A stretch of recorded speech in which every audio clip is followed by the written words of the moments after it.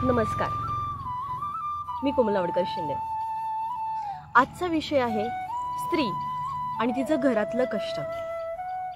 कितीही मोठी ती सून असेल, कितीही मोठी ती मुलगी असेल, किती श्रीमंताच्या घरी ती असेल, तरीही तिला कष्टाला काही पर्याय नाही। कष्टही करावंच लागतं, भले ती कुठेही राहो। बस असेच काही मार्मिकता घेऊन ह्या कवितेत मी सांगते एका मुलीची, एका आईची, एका बहिणीची व्यथा। कवितेला स्टार्ट करते। कष्टाला काही पर्याय नाही। कवितेचं नाव आहे कष्टाला काही पर्याय नाही। कितीही श्रीमंताची सून झाले, कितीही श्रीमंताची सून झाले, कष्टाला काही पर्याय नाही। कितीही श्रीमंतात सून झाले तरी कष्टाला काही पर्याय नाही। धुणं भांडी झाड लोट, धुणं भांडी झाड लोट याशिवाय स्त्रीत्वच नाही। धुणं भांडी झाड लोट याशिवाय स्त्रीत्वच नाहीये। स्त्रीने कितीही कमवले मोठे पगार तरी कष्टाला काही पर्याय नाही। स्त्रीने कितीही कमवले मोठे पगार तरी कष्टाला काही पर्याय नाही।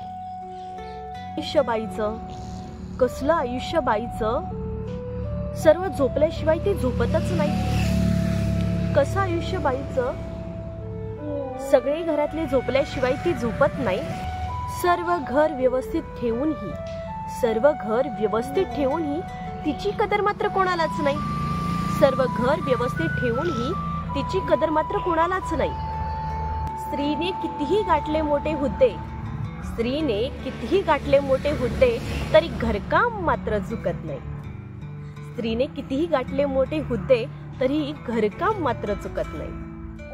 स्वतःचे मूल बाळ सांभाळता सांभाळता, स्वतःचे मूल बाळ सांभाळता सांभाळता सासूचेही ती बाळ सांभाळत राहील। स्वतःचे मूल बाळ सांभाळता सांभाळता सासूचेही मूल ती सांभाळत राहील। स्वतःचे मूल बाळ सांभाळता सांभाळता सासूचे मूलही ती सांभाळत राहील। कोणीच कौतुक करत नसे तिचं, कोणीच कौतुक करत नसे तिचं, फक्त तिची कसरत सगळे पाहत राहील। कोणी कौतुक करत नसे तिचं, तिची कसरत मात्र सगळे पाहत राहील। स्त्रीने कितीही कमवली नाती, स्त्रीने कितीही कमवली नाती, परंतु घरकाम मात्र चुकत नाही। स्त्रीने कितीही कमवली नाती, परंतु घरकाम मात्र चुकत नाही। कधी बदलेल घरकाम व्यवस्था, कधी बदलेल घरकाम व्यवस्था, पुरुषांना सर्व समजतं पण उमगतच नाही।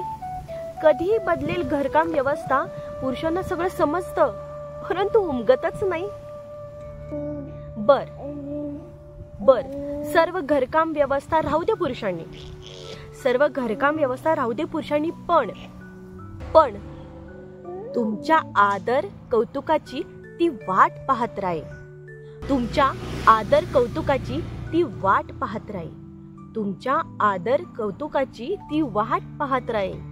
तिचं घरकाम चुको अगर न चुको, तिचं घरकाम कमी हो किंवा न हो, पण तुमच्या एक शुभ विचाराने, तुमच्या एक शुभ विचाराने, तुमच्या एक शुभ विचाराने, तुमच्या एक शुभ विचाराने तिच्या आयुष्याचं सार्थक होत राहील।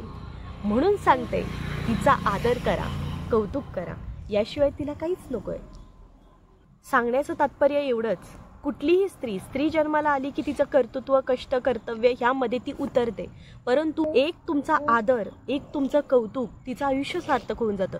तिला हे कष्ट वाटत नाही, ती आनंदाने ती सगळ्या गोष्टी पेलते आणि खूप पॉझिटिव्हली घेते। तुम्ही एकदा करून बघा, कारण फक्त आई बघता, बहीण बघता, बायको बघता, परंतु तिच्या मनामध्ये काय चाललंय ते पाहण्याची गरज आहे। फक्त ती करते, स्वयंपाक करते, खायला देते, हे जातं, सगळं करते। कधी विचारून पाहिलेत का तुम्ही? काही पुरुष असतात ते खरंच रिस्पेक्ट करतात, आय रिस्पेक्ट हिम, परंतु प्रत्येकानं हे केलं तर आयुष्य चांगलं आहे, अजून चांगलं होईल। धन्यवाद।